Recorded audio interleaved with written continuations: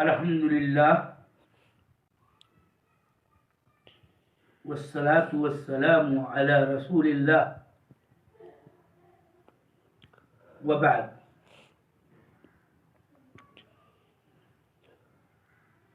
يقول شيخ الإسلام ابن تيمية وهو يذكر ما يكون يوم القيامة: وأما الكفار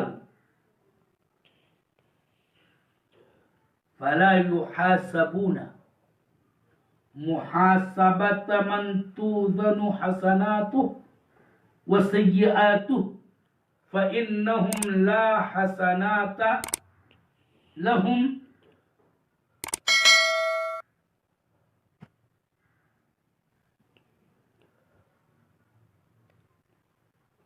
کل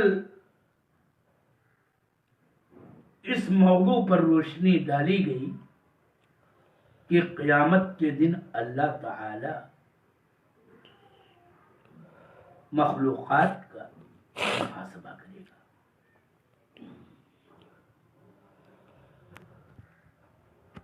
کل اس نقطے پر بحث کی گئی کہ اہل ایمان کے محاسبے کی کیا صورت، کیا کیفیت ہوگی. قدر تفصیل سے اس کا بیان ہوا. محاسبے کے کتاب و سنت و اجماع امت و عقلی دلائل کی روشنی میں، اور یہ بات بتائی گئی کہ محاسبہ کفار کا کیا معنی ہے، کیا مطلب ہے، کیسا ان کا محاسبہ ہوگا. یہ بات تو یاد رہے کہ تمامی مکلف بندوں سے اللہ تعالی حساب لے گا، ان سے سوال ہوگا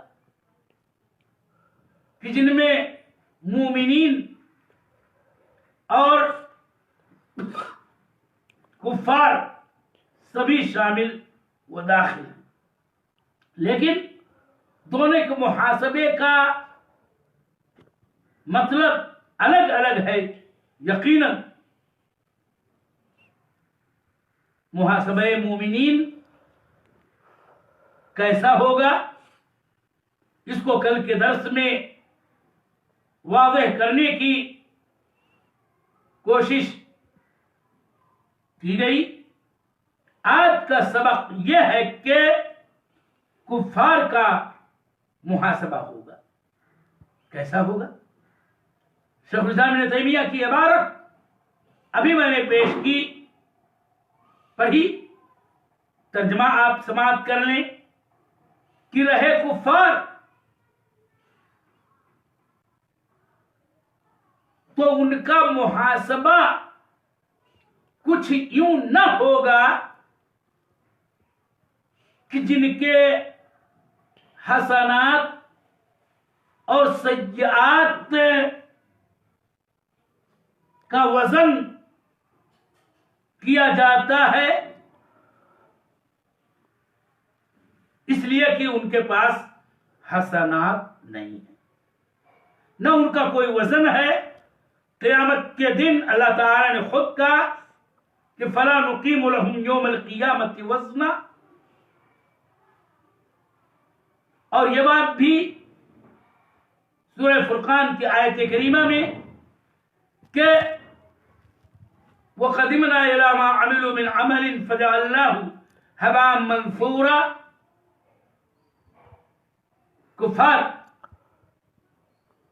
کے اعمال بروز قیامت ہباء منثورا ہوں گے، اس کی کوئی حیثیت نہیں، اس کی کوئی وقعت نہیں.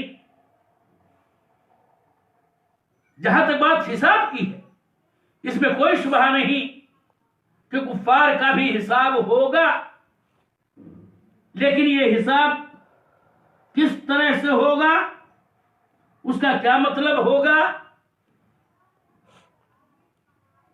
اس کا مطلب یہ ہوگا کہ ان کے اعمال گنے جائیں گے، گنوائے جائیں گے، اس کی ان کو اطلاع و آگہی دی جائے گی، اور چونکہ ان کے پاس حسنات ہوں گے ہی نہیں، سیئات ہی سیئات ہوں گے.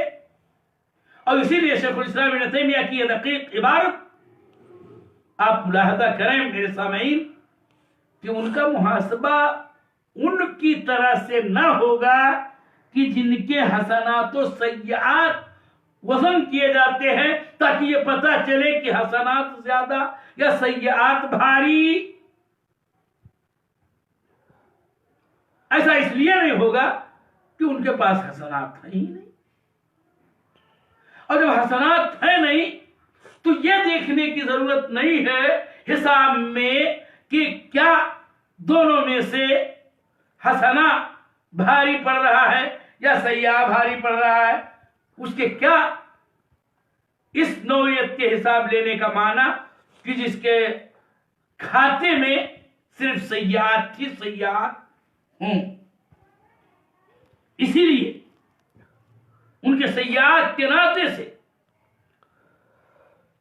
ان کو علی رؤوس الخلائق پکارا جائے گا کہ یہ وہ لوگ ہیں کہ جنہوں نے اپنے رب کی تکذیب کی، الا لعنۃ اللہ علی الظالمین.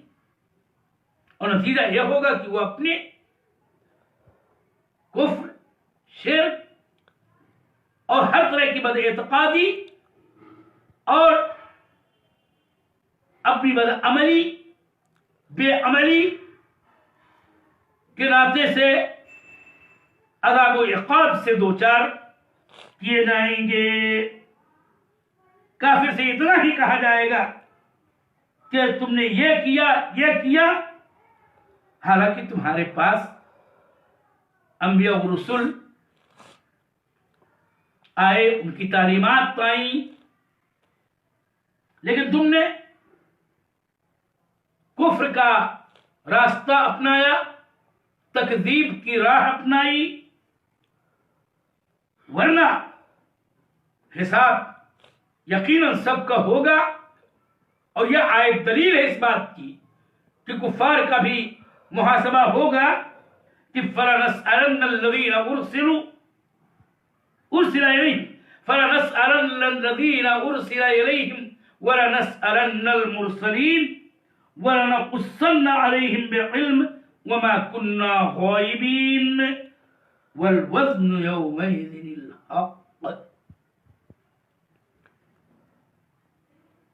تو ہم اس بات پر ایمان رکھتے ہیں اور یہ ہمارے عقیدے کا حصہ ہے کہ تمام خلائق کا، اور جس سے مراد اللہ کے مکلف جن و انس بندے ہیں، ان کا محاسبہ ہوگا. مومنین کا بھی محاسبہ ہوگا، کفار کا بھی محاسبہ ہوگا. لیکن انداز دونوں کے محاسبے کا اور کیفیت و حالت و حیت الگ الگ ہوگی، جس کا بیان کیا گیا. آج کا درس میں اسی قدر باتوں پر موقوف کرتا ہوں. انشاءاللہ العزیز کل کا درس سے حوض مورود لنبینا محمد صلی اللہ علیہ وسلم کے موضوع پر ہوگا، جس کا مطلب یہ ہے کہ عرصائے قیامت میں، عرصات قیامت میں نبی خاتم صلی اللہ علیہ وسلم کو حوض عطا کیا جائے گا کہ جس پر آپ کے امت کے مومنین و متبعین سنت وارد ہوں گے، جو اس حوض سے پانی پینے کا شرف حاصل کریں گے۔ اس حوض کا ذکر کل کے درس میں ہوگا، اس کے دلائل کا اور حوض کے صفات کا میں تفصیلی ذکر کروں گا، جیسا کہ احادیث صحیحہ میں اس کا بیان وارد ہے۔